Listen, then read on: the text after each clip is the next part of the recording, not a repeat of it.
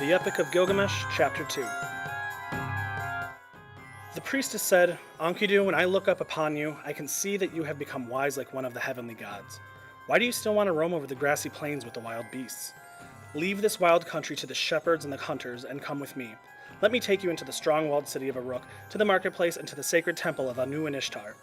In Uruk you will meet the mighty king Gilgamesh. He has performed great heroic deeds, and he rules the city of the people like a wild bull. You will love him as you love yourself. Enkidu's heart longed for a friend, so he said, I will do as you suggest. Take me to Uruk, where the mighty King Gilgamesh rules the people like a wild bull. I will boldly address him and challenge him to a wrestling match. I am the strongest one, I will shout. I was born on the grassy plain, and my strength is mighty. Come then, Enkidu, the woman replied. You must give up your wild ways and prepare to live like a man among other men. You must learn to eat the food other men eat, to wear the kind of clothes other men wear, and to sleep upon a bed instead of on the ground. Placing her cape upon his shoulders, the woman took Enkidu's hand and, as a mother leads her child, led him into the nearby shepherd's hut. A number of shepherds immediately gathered around and offered him some of their bread and beer. But when Enkidu saw that the shepherds expected him to eat and drink as they did, he could only stare in embarrassment and gag at the unfamiliar refreshments. He would not bring himself to taste such food, for he had lived by sucking the milk from wild animals, and the strange smell and appearance of the bread and beer repelled him. When Enkidu refused to eat the bread and drink the beer, the priestess said, You must learn to eat this bread, for it sustains human life, and you must learn to drink the strong drink, for that is the custom in this land. Enkidu accepted her advice, and when he had eaten and drunk, he was happy. He then cut his hair, oiled his body, and put on the customary clothing of a man. He became truly human, and he looked like a young noble. Before we leave for Uruk, he said, I will use my weapon to kill the wolves and the lions so the shepherds can rest at night. Once Enkidu had done what he could to make the life of the shepherds easier, he and the priestess began their 3-day journey. You will like the city of Uruk, she said to him. The people dress in festive clothing as if each day is a holiday. The young men are strong and athletic, and the young women are perfumed and attractive. I will point out Gilgamesh to you, she continued, although you should recognize him. Like you, he enjoys life. He glows with manhood, and his whole appearance reveals his strength.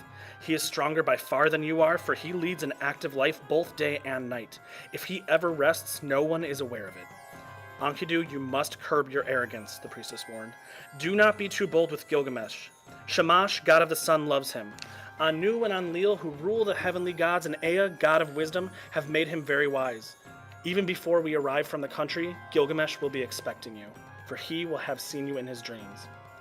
Meanwhile, Gilgamesh approached his mother, the wise and beloved goddess Ninsun, and told her his dreams so that she could explain them to him.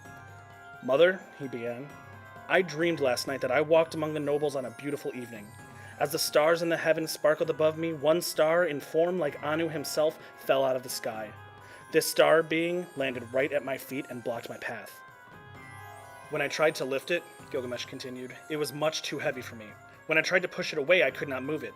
There the star being stood unconquerable right in the middle of our strong-walled city. The people of Uruk rushed from their homes and gathered around it, while my companions, the nobles, kissed its feet. Much to my surprise, I loved this star being. I placed my carrying strap upon my forehead, and with the help of my companions, I was able to lift it upon my back and bring it to you. However, when I placed it at your feet, you made it fight with me. Ninsun replied, This star of heaven in form like Anu himself, which suddenly descended upon you, which you could not lift and could not push away, which you loved and which you placed at my feet, and I made fight with you? This is, in fact, a man just like you, named Enkidu. He was born on the grassy plains, and the wild creatures have raised him. When Enkidu arrives in Uruk, you will meet him and embrace him, and the nobles will kiss his feet. Then you will bring him to me. Your heart will be joyful, Gilgamesh's mother continued, for Enkidu will become your dearest companion. He is the strongest man in the land with the strength of heavenly Anu. He is the kind of friend who will save his friend in time of need. The fact that you loved him in your dream means that he will always be your dearest friend. This is the meaning of your dream. Then Gilgamesh said, Mother, when I lay down again, I had another dream. This time a strangely shaped axe lay upon the street within our strong-walled city, and all of the people of Uruk stood gathered around it. I loved it as soon as I saw it, so I picked it up and brought it to you. But when I placed it at your feet, you made it fight with me. His mother replied, Your second dream means the same as your first dream. The axe is the heroic Enkidu, who possesses the strength of heavenly Anu. When he arrives in Uruk, he will become your companion and your dearest friend. Then Gilgamesh said, It surely seems that, by Enlil's command, a dear friend and counselor has come to me, and I will be a dear friend and counselor to him in return. When Enkidu and the priestess were not far from the city, a strange man approached and looked as if he wished to speak with them. Please bring that man to me, Enkidu said to the woman. I would like to know his name and why he has come.